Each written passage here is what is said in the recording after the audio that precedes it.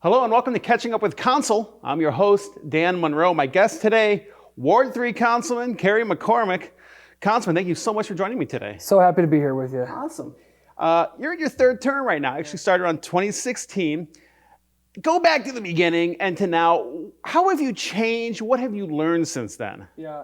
Look, first of all, it's been a great 6 years on council. I can't believe it's gone by so quickly, but that's what happens in life. So prior to being on council, I was a community organizer in Ohio City. So I always like to say that becoming a councilman was a lot like my previous job in the sense that I was really engaged in a broad array of issues in the community, everything from economic development to community safety and recreational programming. So when I started on council, I had already been involved a lot in the community, but man, nothing prepares you for an elected official position just because your name's on everything, right? So the good, the bad, the ugly, the wonderful, you're responsible for those things. So I think I've grown a lot on council. I've got my footing underneath me, understand who a lot of the folks are in the community that are doing good things, who to be aware of in some certain circumstances, and kind of how to see the vision of the community. So I still really like to harness my roots as a community organizer, but I think I've really been able to see the whole picture of the ward and the city. So then having that background as a community organizer really kind of gave you that added benefit when joining on the council. You kind of already had that learning curve behind you.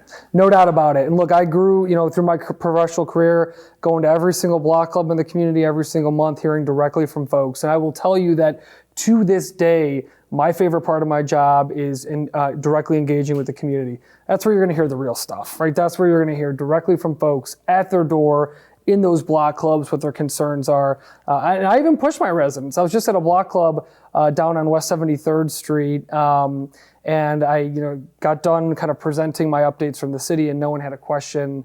And I said, you're not letting me get off that easy. I need some questions from you guys. So even when I was a second grade teacher before, so I know how to call on people even when they don't raise their hand. Well, you're going in your third term now. You're in your third term. What do you see as some of the opportunities or the challenges along the line?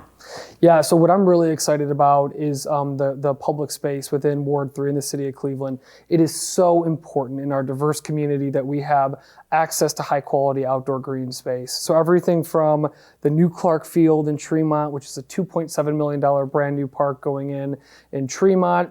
We've just got a brand new play set in Roberto Clemente Park in Ohio City, Irishtown Bend, which is a 23-acre world-class riverfront park that we've been working on for quite a bit of time.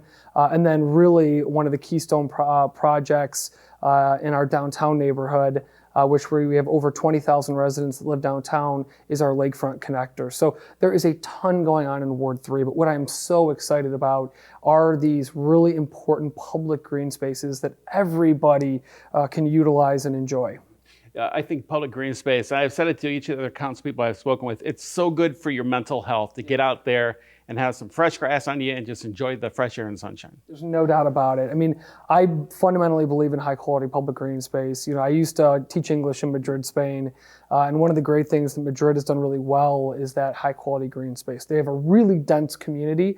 They have 4 million people that live in their city, and so they've really focused on how do we create really high quality green space, and so that is really, I saw the value when I was teaching English over there almost 10 years ago, and I retained that value. I think about the parks I grew up playing in Ward 8 in the North Collinwood neighborhood and how important those were. So to me, they are places where you can catch a breath, exercise, relax. They're good for your mental health, your physical health. They're good for the environment. And I just fundamentally believe that Cleveland as a community, we really need to focus on creating the best green spaces possible. Because again, it doesn't matter if you're a grandma or if you're a kid playing t-ball, if you got all the money in the world, if you don't have any of the money in the world, you can use these. And everybody across the spectrum can enjoy them.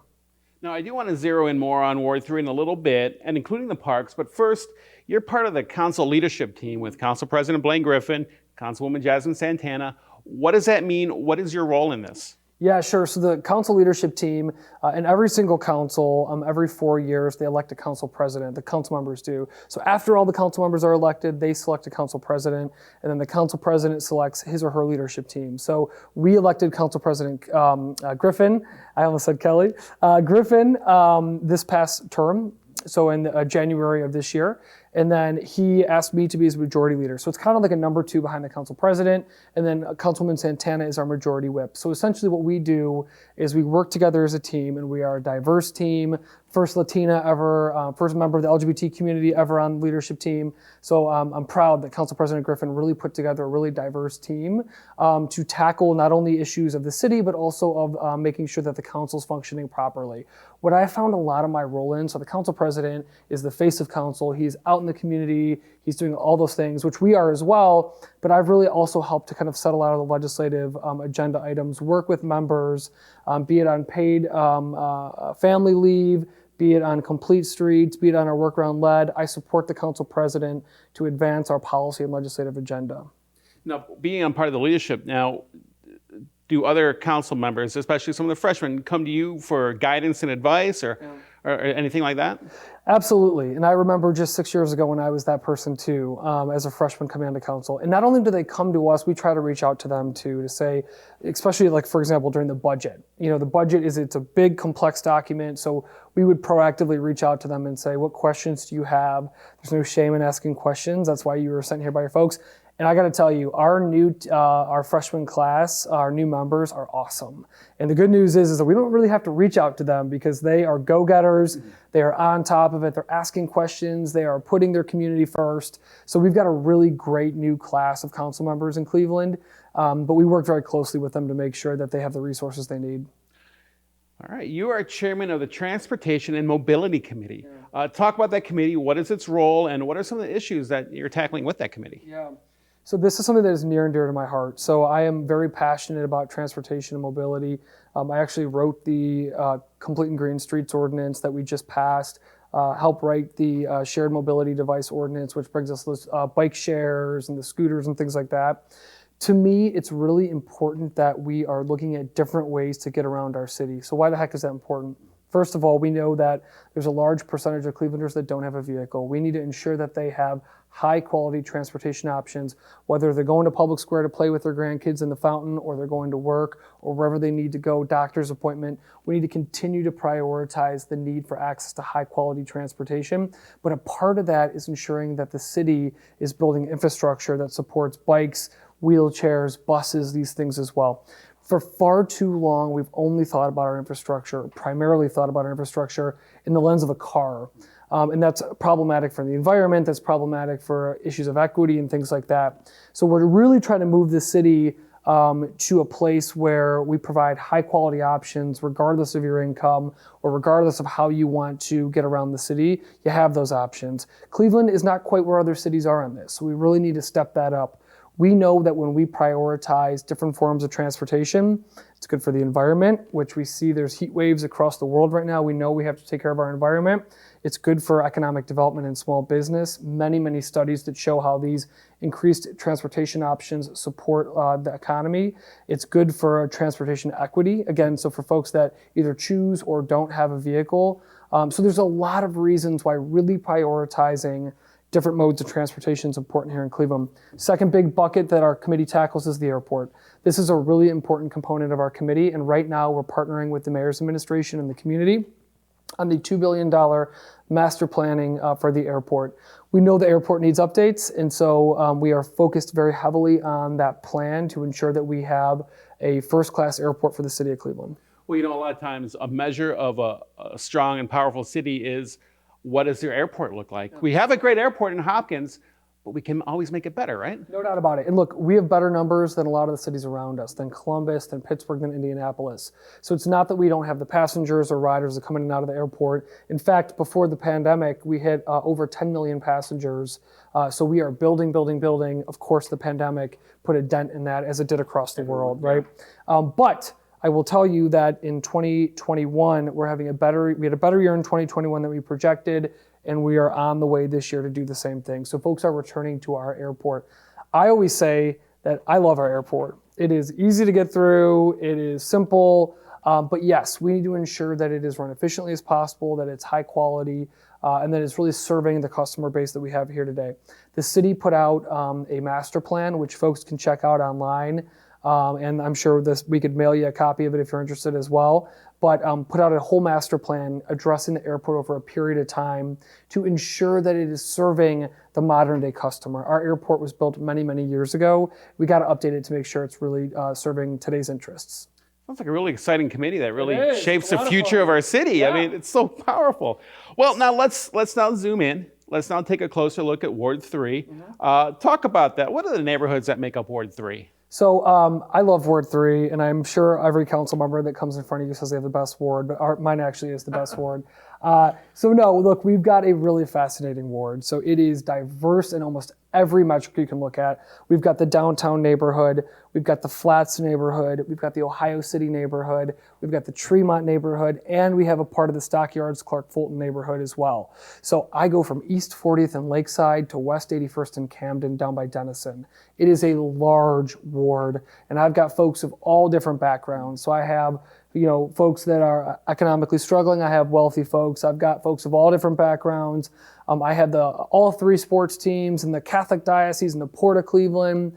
And I have also the second highest concentration of public housing in the city, for example. So we have a really, really great, diverse ward in Ward 3. We've got thriving business districts. We've got the West Side Market. We've got tons of amenities in the ward. So we're really working to advance the ward for high quality green space. We want to make sure that where there are opportunities to build more affordable housing, which we know we desperately need, we're doing that and really creating an environment that is, no matter who you are, you're welcome here and you have what you need to thrive. Because I was thinking about your ward, especially with downtown and the major organizations, the Guardians, the Browns, the Cats, like you said, the Diocese. How do those organizations help you to achieve some of your goals as councilperson in that ward? I mean, it's got to be a big benefit. Yeah, I mean, look, we there's no doubt about it. We work with all the different folks in Ward 3 on a whole bunch of different issues, but we make sure that when other council members are interested in engaging with the teams, that I connect them with them. I'll give you a quick example. Over in Ward 16, a really cool mural done, I think on Puritas it was, and Councilman Casey helped connect him with the Cleveland Browns, and they sponsored that mural for young adults that are differently abled that were able to paint the entire mural. It's beautiful. So anytime, it's really cool. Anytime that we can plug the sports teams into the different communities across Cleveland, we're going to do that. How do you see your neighborhoods moving forward now in the future? Yeah. I know you got Tremont, you got all these big cultural artistic communities. How do you see them moving forward? So I think that really our focus is ensuring that there is high quality of life for all residents, and that's a big focus. So what we want to make sure of is that when we talk about opportunities for families, our Near West Recreation League, when we talk about green space, when we talk about school options, we've got great CMSD schools that have been climbing year and year and year in the rankings. We've got great parochial options as well. So what we want to do is we want to make sure that regardless of who you are or how much money is in your bank, you have access to the same amenities as anybody else. So we want to build continue to build an equitable Ward 3 that has great parks, that has high quality connectivity in our trails, that is a thriving small business community, that not only has the arts and culture of the traditional establishments, but we want to really enhance, for example, arts and programming in our parks across Ward 3 all year round. Again, free and open to the public. This is a priority for us. For example, City Stages is coming back to Ohio City. Big free outdoor concerts in Ohio City for anybody. We just got off of Taste of Tremont. We're coming up on Arts in August as well. And there's all sorts of activities across the ward. So we want to continue growing. Ward 3 is growing. We want to make sure there are high quality housing options for all income levels. Mm-hmm. We want to make sure that when you live in our ward that you have access to really great opportunities regardless of who you are. I was thinking too, when you think of Ohio City, you think of Tremont, you think of some of the best artists in Cleveland live in these areas. Yes. Some of the greatest chefs in the area live in these areas. First of all, arts, culture, it's huge for your ward. Talk about how you want to invest more into the arts and the culture, and how do you invite other artists to come into your neighborhoods? Yeah, there's no doubt about it. So arts have played a critical role in the development of the Near West Side and downtown, other parts of the city as well, but focusing on Ward 3 and the development of the Near West Side.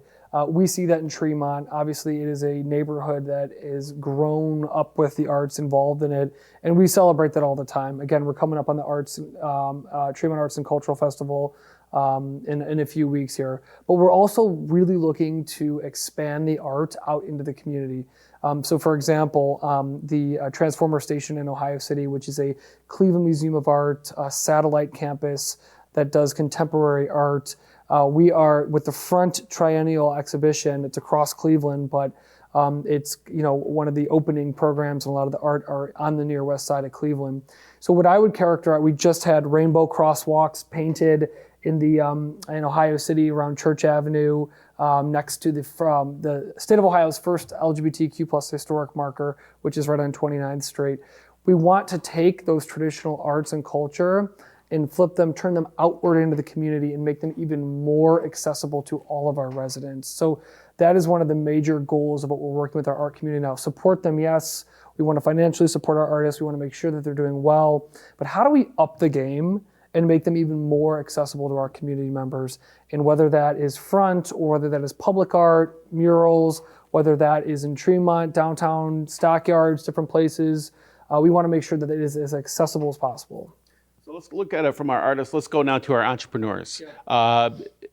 It's so important to I'm going to say the word incubate. We have a lot of small business incubators. How are you bringing up small businesses in your ward to be successful? No doubt about it. So I would say the critical element on that is our community development corporations, Metro West, Tremont West, Ohio City, Flats Forward, Downtown Cleveland Alliance, that do a tremendous job in working with small businesses that come to us. We also partner with folks like the Urban League to bring new small businesses into Ward 3. We pride ourselves, from my office all the way down and above and around, to being a business-friendly community. We want you to open your small business. We want you to be successful. So we work with a broad array of partners to do that. And a part of that too is when you create more foot traffic in a community, be that through housing or tourism or otherwise, you're able to help support those businesses. So we're proud not only of our small business growth in Ward 3, which we've had a significant amount of, but we also are opening up quite a few new Black-owned businesses in Ward 3. This is a story that has not been told a lot, which we're proud of. So we want to make sure that when we are opening up our small businesses, we're also doing it in a lens to reflect the diversity of the city and traditional communities that have not had access to small business growth or lending or entrepreneurship are getting that access. And a part of those key partners are folks like the Urban League or our community development corporations who have helped make that a reality. So we're proud of the diverse business growth in Ward 3, and we're going to continue a bullish mentality to open and support more new small businesses and to support our existing small businesses. One thing I want to talk about now is something that I can tell is very important to you because you've mentioned it twice already, and that is affordable housing for all. Yeah. The problem I'm seeing here, that I'm hearing, is there's an oversaturation in your ward of high-end rentals and new homes. How are you dealing with that? How are you balancing that issue with some of your longtime residents? Yeah, no doubt. So the housing market is tricky, and it's a dynamic thing to go through. Here's what I'll tell you. Our occupancy rates in Ward 3 have never been higher in our housing, which tells us that we have a supply-demand mismatch. We've got a lot of folks, many folks that are moving to Cleveland for the first time that live in Ward 3. We don't have enough housing. And when that happens, your prices go up because everybody wants housing, and therefore your prices go up and become less affordable. So what we're looking to do, a lot of folks are arguing right now that we need more transit-oriented development, housing along transit lines to provide more housing in the housing stock. We know that there are a shortage nationally of millions of units of housing. So not creating more housing actually makes the existing housing more expensive. However, what we also need to focus on is ensuring that there's intentional affordable housing. So we have probably 5 major sites identified in Ward 3, and we're working with the property owners, some of which is the city of Cleveland, to develop income-restricted housing. So to ensure that folks are able to access high-quality housing regardless of their income level. It takes work, time, financing, elbow grease. This stuff does not happen on its own. A good example of that is on 25th in Detroit, where we added 43 new units of low-income affordable housing a few years back. 25th, further south, opened up the new front steps, permanent supportive housing for chronically unhoused folks. That's another great example, but we need to do a whole lot more. So we are working proactively with the mayor's administration, our local community development corporations, to actually identify land and to partner with folks who know how to build affordable housing. Because we know one thing is that we are not going to have a shortage of folks that need it. And what I would love to see is more develop in Ohio City, Tremont, downtown, stockyards, where folks can not only live affordably, meaning their rent, but if you can catch a bus, for example, the bus I take on the 22 on Lorraine Avenue, that's, it's a frequent bus. Lorraine Avenue has 24-hour bus service. If you don't have to pay a car payment, how much does that save you a month? A lot. Right. Yeah. So affordability is not just about your rent. Do you need a car? All these different elements that come into play in that. So we want to build affordable housing along transit lines that are close to grocery stores, that are close to amenities for folks. So not only can you live affordably, but you have access to everything that you need. And another program I'll also mention too is our Near West Land Trust, which is really exciting. So you've got the affordability program for rental. We froze 44 land bank lots on the Near West side of the city in partnership with the former administration and the current to develop a land trust which builds permanently affordable for sale housing in the community so that we can bring a product forward for folks to buy that is permanently affordable, and then they can have an ownership stake in it as well. So really excited about that program because not only do we need affordable rental, we also need affordable for sale units. But again, I think that there's a need for both growth in the housing market at the market and on the affordable income restricted level as well. Just thinking of this, I've heard stories throughout the news recently where people are being, who maybe they've rented their apartment or house for years, and then all of a sudden the landlord just throws up the rent because things are changing. Are you hearing stories about that from your constituents? And how do you help them with that? No doubt about it. So a couple things. Number one, and I'm a big fan of being honest with folks. If folks want to sell a private house on the private market, there's nothing the city can do about that. It's America. If you have a private piece of property, you can sell it. I'm not going to, give people false hope that if there's a house that they want to sell and make money off and they own it, they can do that, right? So we can't control that. What we can control, though, and one of the biggest things that I hear are folks that are suffering from disproportionate increases in their property taxes. They love their house. They're glad the house next door isn't vacant anymore, but now they are seeing their property tax go up. It's a huge problem. It's a problem across the state of Ohio. So we have a coalition right now that is approaching the state government. So the state sets the taxation policy for property taxes like this. We need the state government to pass a law that says to the local government, you can cap property taxes. If you're a senior or you're folks that have lived in your home for 10, 20, 30, 40 years, and you have been in that neighborhood and you've been through the good, the bad, the ugly, the thick, the thin, you should be able to stay in your home. You should not be pressured out of your home because of the increase in property taxes. Philadelphia did a great thing in Pennsylvania. They call it LOOP, long-term owner-occupant protections. And what that is it says, as long as you live in that house and you're a long-term owner-occupant, your property tax increases are capped. Now, if you sell that to Johnny down the street for a big chunk of change, which is your right, then that rolls off. Yeah. But as long as you're there, your property taxes cannot increase over a certain level. So that allows folks to stay in their homes. It's a critically important tool. We're working with folks like Cleveland Neighborhood Progress and others to advance that agenda down at the State House. You're also talking, you have a lot of build out with new homes. You have commercial places that are being converted into apartments, especially in Ohio City and Tremont.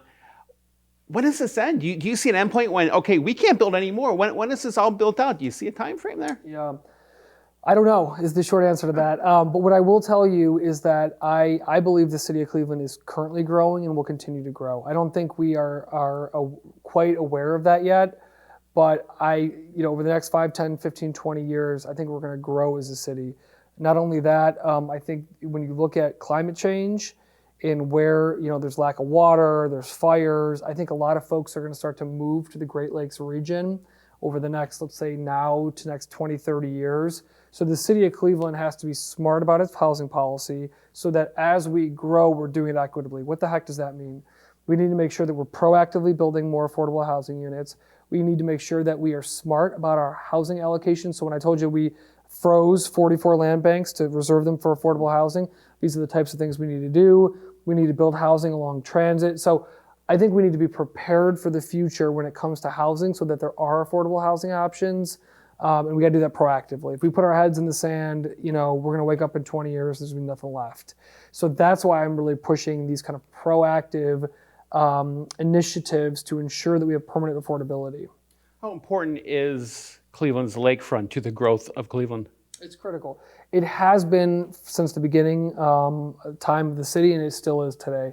And I'll tell you this, for folks that know me, they know I don't pull punches. And I'm one of the people that believes that we need to close Burke Lakefront Airport. I think it's larger than Cedar Point Amusement Park. It's owned by the citizens of the city of Cleveland. And it's surrounded by barbed wire fence for private jets. I don't believe that's right. And so I've been very outspoken about this. Yes, it's going to be hard to do it. Yes, it will take time. Hard things are hard. Big things, big initiatives are tough to do. That's what it is. We don't sign up for these jobs to not take on big issues. So while I'm deeply involved in the downtown planning around Voinovich Park, around the port area, the stadium, and that's critically important. But also we need to be looking at how do we connect further east, Gordon Park, the Cheers project, and also the airport. I mean, again, I chair the transportation committee. When we subsidize that airport, and when you subsidize that airport, it makes our Cleveland Hopkins Airport less competitive. And when that happens, flight costs go up. So I have yet to hear a good example of why we should keep that airport open. It's at 20% capacity, including flight school. Hopkins is at around 50% capacity. So in my opinion, we don't need it. We need to create a master plan on how to redevelop that space to open it to the public. And that's what I'll say. I don't know what that looks like, but the one thing that has to be true is that it's for the public. And that's just a hard stop on my end. But we also have a lot of great things going on the waterfront. If you look at Euclid Beach, where I grew up, never looked better. Amazing. Edgewater Park, never looked better. So there's a lot of good progress on our waterfront. Our waterfront is so critical to the future of the city, to today and to the future of the city, from a resource perspective, from a job growth perspective, from a recreational perspective, the whole 9 yards. Another thing I would note too is some of the really great work, FastStar, and some of our rowing, the Rowing Foundation as well. They're doing really great work on the river and on the lake, exposing our kids to the river and the lake. The Foundry is another great example. Yeah. We got a lot of kids that never been on the lake, that grew up a mile away from it, right? So we've got these really great organizations that are exposing our kids. And I use the term our kids because I fundamentally believe we must always speak with that language. These are our kids. Whether we're talking about access to the lake, whether we're talking about lead paint poisoning, whether we're talking about education, they are our kids collectively. And so anyways, exposing them to the lake is also a big component. Absolutely. We talked about it in the beginning. Let's go back and look at the parks in Ward 3. You have a lot of new parks opening, a lot of improvements coming up. Where are we with that today? Yeah, so really exciting improvements. Highlight a few. Greenwood Park and the pool were just redone a few years ago. Roberto Clemente Park. The city just installed all brand new play equipment. The community came together to help paint and do some other touch-ups to the park. Looks great. Was just down there the other day. The fountain's going. The kids are playing in it. Excuse me. In downtown, obviously, we've got Public Square, which opened a few years back, which is beautiful. In Tremont, one of the, Lincoln Park is classically beautiful. It's a wonderful park. But another really exciting park in Tremont is Clark Field. And Clark Field, really, it doesn't just serve Tremont. It serves really the entire city.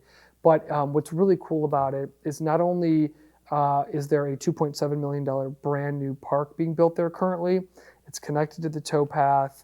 It went through an entire EPA remediation. And so it's seen a lot of improvements. That park is going to have ball fields, world-class play space that's accessible. So kids that are differently abled will have the ability to play there as well. Basketball courts, tennis courts, dog park, you name it. Multiple baseball diamonds, I think. Gosh. Football fields. I'm excited to go down there and hang out myself. So we were there for the groundbreaking. I can't wait to go there for the grand opening. It's going to be incredible. Talk about an incredible amenity for the community.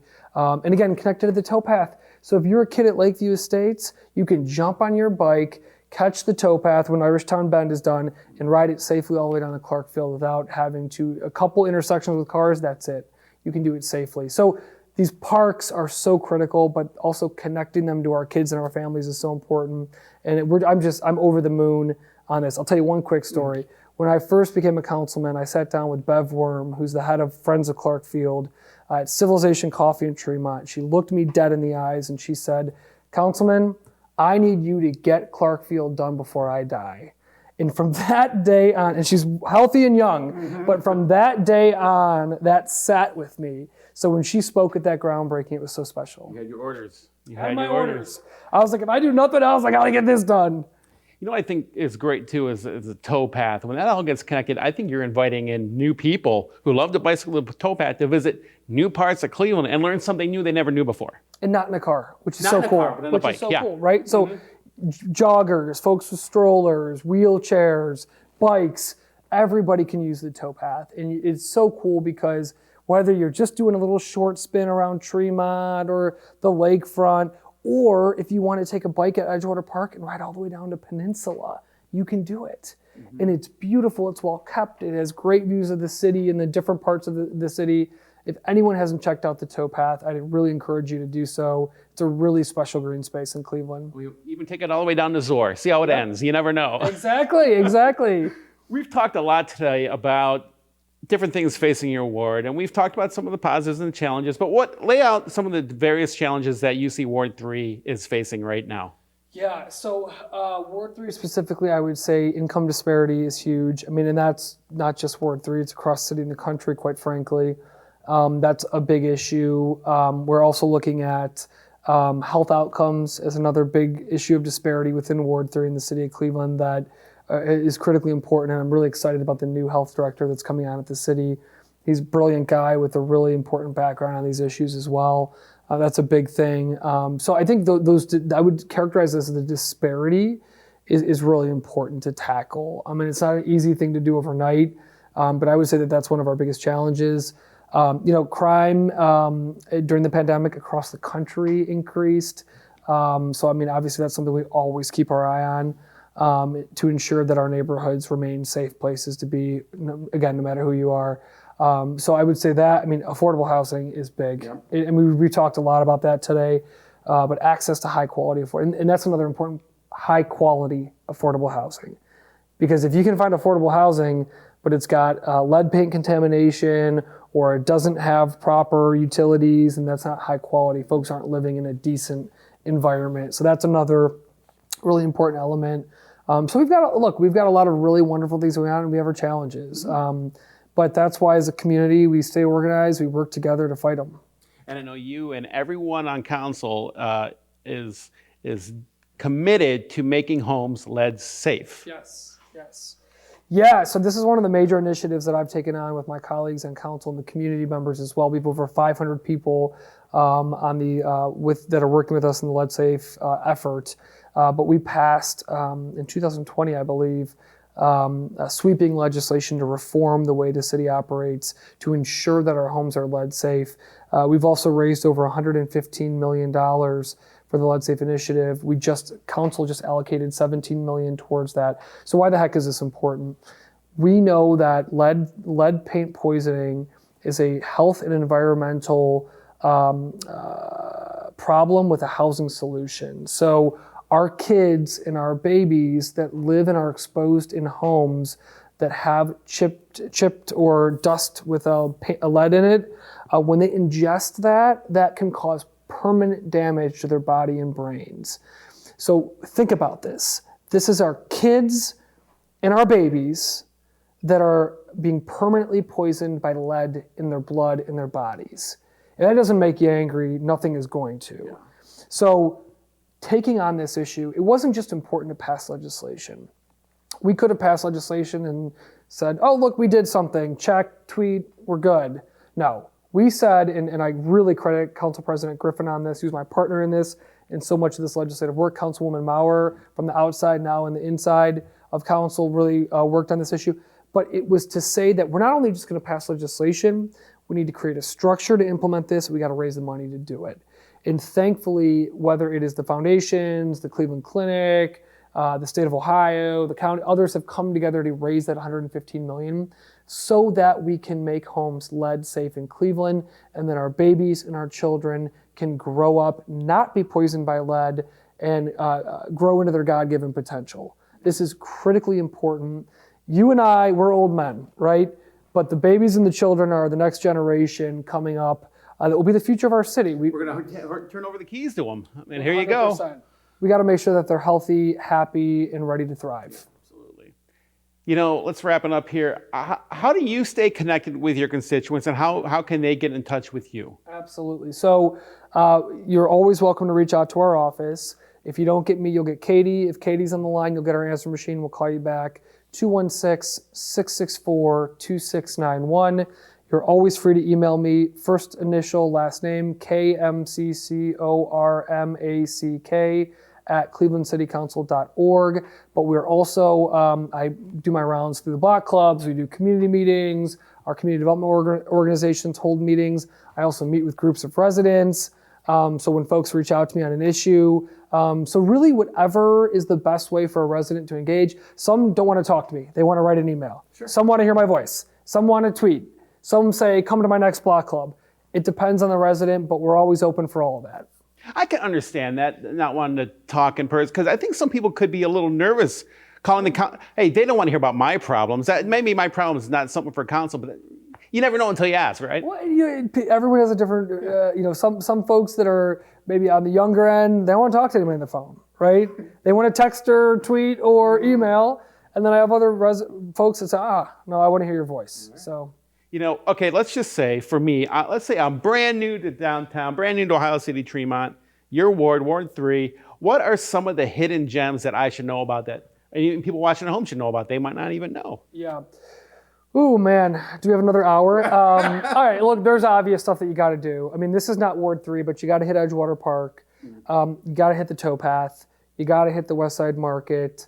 I would say that a hidden gem would be La Borincana, which is a market on Fulton Road in Ohio City. It's an international food market. Smaller, it is so cool. You got to check that out. I would say there are really cool like thrift and arts craft stores in Tremont that I would check out that aren't really widely publicized, that I would definitely go see. I would say that, downtown, the arcades are beautiful. Get to the lakefront. There's a ton to see in Ward 3, but Borincana is a really cool one that a lot of people don't know about. And so that's a good one to check out. We will. Councilman Kerry McCormack, it's been great talking with you. We learned a lot about Ward 3. We also learned that you were a second grade teacher, so if you don't ask him questions, he will hold you accountable. Ask him any question you want. That's right. He'll answer. So thank you so much for being on the show today. I do appreciate it. Hey, thank you so much for having me. Really appreciate it. And thank you for watching Catching Up with Council. I'm your host, Dan Monroe. We'll see you next time.